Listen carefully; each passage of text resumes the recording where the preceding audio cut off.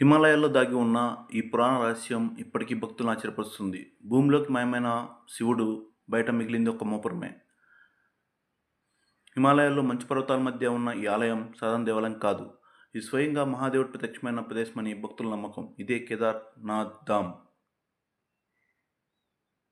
మహాభారత యుద్ధం తర్వాత పాండవులు తమపై పడిన పాపాన్ని పోగొట్టుకోవడానికి శివుడిని వెతికారు. కానీ యుద్ధంలో రక్తపాతం చూసి కోపించిన శివుడు వారికి దర్శనం ఇవ్వలేదు.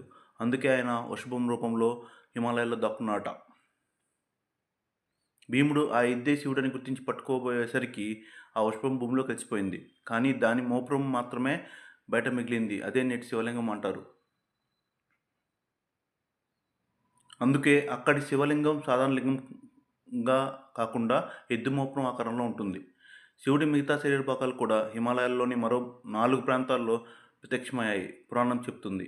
వాటిని పంచకేదార్ అంటారు. కేదార్నాథ్ మోపురం, రుద్రనాథ్ ముఖం, కాళేశ్వర్ జటాలు, మధ్య మహేశ్వర నాభి, తుంగనాథ్ చేతులు.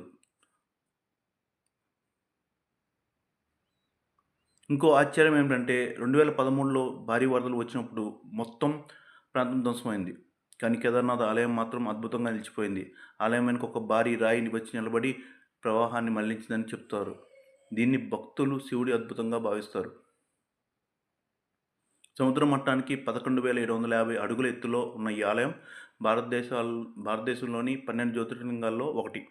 చలికాలంలో మొత్తం ఆలయం మంచుతో కప్పడిపోతుంది. ఇంత రహస్యాలు దాగి ఉన్న కేదార్నాథ్ గురించి మీ అభిప్రాయం ఏమిటి? కామెంట్ చేయండి. ఇలాంటి పురాణ మిస్టరీ వీడియోల కోసం ఏఆర్పిఎన్ వర్స్ ఛానల్ని లైక్, షేర్, సబ్స్క్రైబ్ చేయండి.